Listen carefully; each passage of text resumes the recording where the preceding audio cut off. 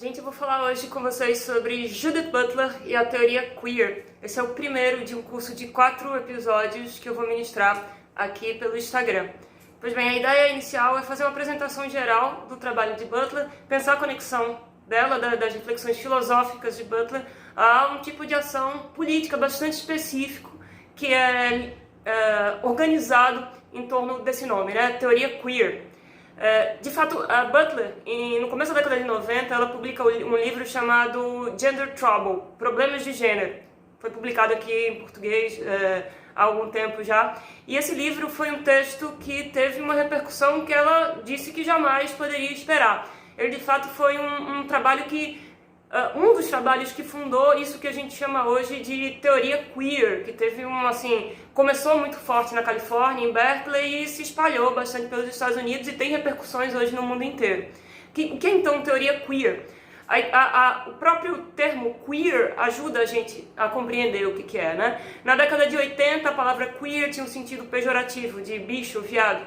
A teoria queer, ela envolve um tipo de estratégia que significa repetir. Quer dizer, eu vou repetir o nome queer, mas nós aqui, do nosso grupo, nós vamos dar outro sentido. Isso foi feito em Berkeley, né? A palavra queer passou a designar uma outra coisa ali. Queer são aquelas pessoas que não se encaixam bem em qualquer tipo de caixinha para o gênero. São aquelas pessoas que a gente não consegue dizer de antemão, às vezes se são homens, se são mulheres, ou o que desejam essas pessoas. E em vez de ter um sentido ruim, pejorativo, o queer passou a ter um sentido de experimentação, um sentido de ser exótico, interessante, atiçar a curiosidade.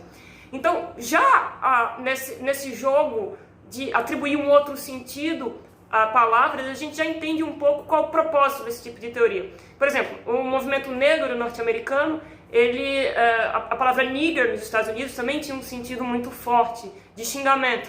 E o movimento negro precisou dizer em determinado momento: não admitimos mais que a palavra nigger seja pronunciada por um branco. A estratégia queer é diferente. Ela diz, o pessoal da teoria queer diz: continuem a repetir, mas também nós vamos repetir a nossa maneira. E vai ser o nosso modo de responder à opressão. Então, essa estratégia da teoria queer, que tem tudo a ver com a teoria de Butler, tem a ver também com uma herança de uma perspectiva Foucaultiana. A ideia Foucaultiana de genealogia. Porque, olha só, se a gente olhar um pouco para a história dos movimentos, do movimento feminista, do movimento LGBT, às vezes a estratégia desses movimentos significa insistir na identidade. A identidade, por exemplo, de alguém que é homossexual. Eu sou homossexual e tenho orgulho de ser homossexual. A teoria queer não faz exatamente isso, não. Porque o que se tenta fazer a partir desse espectro de teoria e de práticas é, na verdade, desmontar uma díade que a teoria queer vai nos lembrar que ela foi artificialmente construída. Isso tem a ver com um tipo de crítica ao estilo Foucaultiano, que é uma crítica que a gente costuma chamar de... que leva adiante uma visão de genealogia, que já estava em Nietzsche e Foucault pensa em trabalha essa questão. Então, lembrando um pouco de Foucault, que talvez seja a maior referência, ou uma das maiores referências para Butler, Foucault ele diz o seguinte: a homossexualidade foi inventada em meados do século XIX. O que Foucault quer dizer? Homens não desejavam homens, mulheres não desejavam mulheres antes do século XIX, não havia práticas sexuais entre pessoas do mesmo século antes de meados do século XIX. Seria uma ingenuidade muito grande de Foucault supor isso, né?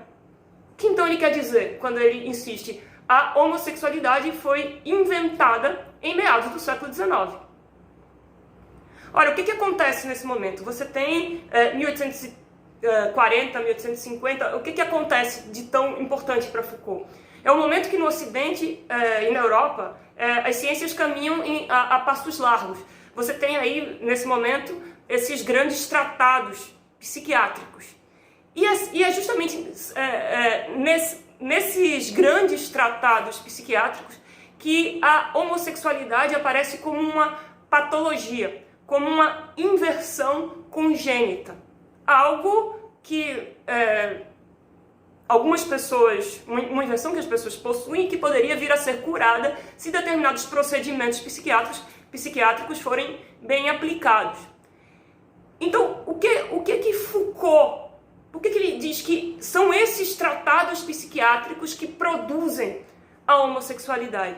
É que, na verdade, além de tudo, esses tratados eles tinham um grande sucesso. As pessoas acreditavam bastante no saber médico. Como também Foucault depois vai falar sobre em Vigiar e Punir, ele vai falar sobre a produção de criminosos a partir de um tipo de saber jurídico. Ele está, na verdade, o que Foucault está pensando aí é tentando trabalhar um jogo entre relações de saber e de poder, e ele está preocupado também com uma outra questão que vai ser fundamental para Judith Butler, é a ideia de que a gente faz coisas com palavras. Palavras produzem um estado de coisas. Então esses grandes tratados psiquiátricos, na verdade, eles instituem uma maneira de lidar com práticas que a gente chama hoje de homossexuais. Quer dizer, talvez a gente não soubesse o que fazer com a homossexualidade. Pessoas que praticam, pessoas do mesmo sexo que estão envolvidas em práticas sexuais. A gente podia não saber o que fazer com isso, tentar aprender, entender o que isso significa. O que esses tratados psiquiátricos fazem é dar um sentido a isso, né? a essas práticas sexuais, esse modo específico de desejar. Eles dão um sentido e um modo de tratar. Agora a gente já posiciona homossexuais em um determinado lugar social e a gente já sabe o que fazer com eles. E os homossexuais que introjetam, né, esse discurso tão difundido socialmente aprendem a fazer alguma coisa consigo mesmo. Eu preciso ser tratado para me curar desse tipo de inversão congênita. Então, esses tratados eles produzem então um modo de lidar com a homossexualidade que passa a ser amplamente difundido na vida social. E até hoje, quando a gente fala nas respostas dos movimentos sociais a isso, o processo de despatologização da homossexualidade é justamente uma resposta a esse modo de produzir homossexuais que acontece a partir de meados do século XIX.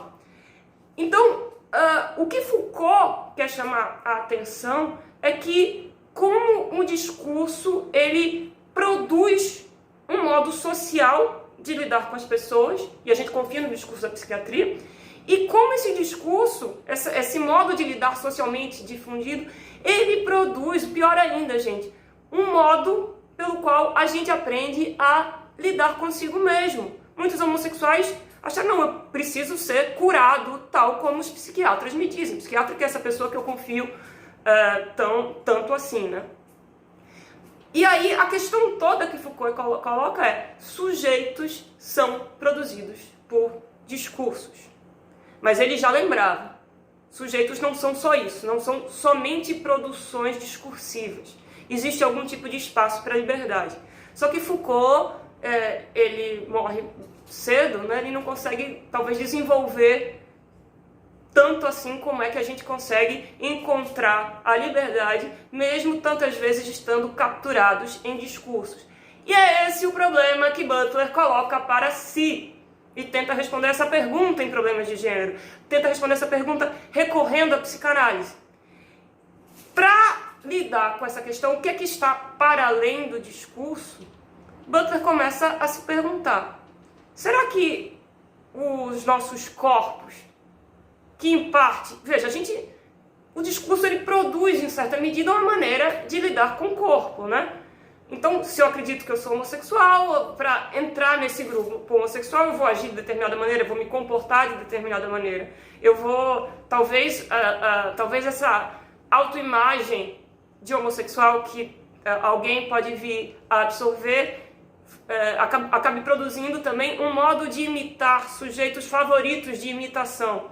Então, tem todo gestos, né, modos de disciplina do corpo, associados à homossexualidade e associado a dispositivos psiquiátricos de possíveis curas da homossexualidade e de tantas outras patologias. Então, tem aí também, no meio desse processo discursivo, um modo específico de lidar com os nossos corpos. Mas aí a pergunta que Butler coloca, já em problemas de gênero, será que isso captura completamente nosso corpo ou tem alguma coisa que escapa? Porque se escapar, gente, talvez seja justamente aí alguma forma de resistir a essas imposições discursivas. Então ela coloca essa questão em problemas de gênero, começo da década de 90, mas vai trabalhar isso melhor num livro que ela escreve um pouco depois, chamado Bodies That Matter, traduzido para o português como Corpos que Pesam. Mas matter, em inglês, tem o sentido de importar, é importante, corpos que têm importância, e ao mesmo tempo corpos como matéria. Eu quero falar hoje sobre o que significa falar em matéria para Butler. Isso é muito controvertido no trabalho dela. Porque, o discurso ele faz com que corpos eles se realizem ou eles se materializem socialmente de uma determinada maneira. Dão sentido. Mas matéria, dentro da tradição marxiana que Foucault trabalha e dentro do debate francês, também tem um outro sentido. Matéria, ela pode ser compreendida também como um processo, como atividade. Então, talvez, para além do discurso, o corpo, compreendido como vida, isso está em Foucault, em Canguilhem, um autor que foi muito importante para Foucault. Então, o corpo também tem esse elemento vital e de ser processualidade. Veja, por mais que o discurso imponha um modelo de beleza para as mulheres, por exemplo, por mais que o discurso imponha que eu quero ser como Gisele Bündchen, e eu posso mexer no meu corpo, eu posso fazer cirurgias plásticas para parecer o mais possível com Gisele Bündchen, tem alguma coisa na materialidade, na vida do meu corpo, que não vai se deixar manipular, que não vai se deixar dominar. Por mais que eu queira viver eternamente, o meu corpo é vulnerável, eu vou morrer, meu corpo vai perecer. Então a materialidade do corpo tem a ver com esse modo que o corpo encontra, que tem a ver com esse modo, com a ideia de vida mesmo, de nunca se enquadrar perfeitamente naquilo que a gente quer, nas coisas que a gente quer fazer com ele. E aí, gente, essa é a primeira, talvez uma das grandes pistas para a gente pensar a possibilidade de luta e a possibilidade de resistência a partir de Judith Butler. Eu já vou adiantar um pouco, eu já estou pulando um pouquinho etapas do curso, mas um dos livros mais recentes que ela menciona, chama-se Corpos em Aliança. Quer dizer, o que acontece quando a gente está materialmente nas ruas, conversando com outras pessoas, e mesmo que a gente tenha a intenção de fazer certas coisas, as alianças que a gente faz com outras pessoas, que envolvem um contato, coisas do corpo, né? Afetos que a gente não controla e outros elementos corporais que estão associados a essa materialidade ligada à vida, estão ali em jogo e fazem mais do que a nossa intenção. Então, tá nesse elemento material do corpo uma possibilidade de resistência que eu não vou conseguir explicar para vocês direito nesse tempinho curto agora, como ela pode vir a ser mobilizada, mas eu prometo que vou explicar nas próximas aulas. No próximo episódio eu vou falar para vocês sobre como é que ela já deu o primeiro passo para além de Foucault com essa discussão sobre corpo, mas depois ela vai dar um outro passo, que é aproximar essa reflexão à psicanálise. E é isso que eu pretendo discutir no próximo episódio. Abração para todas e para todos.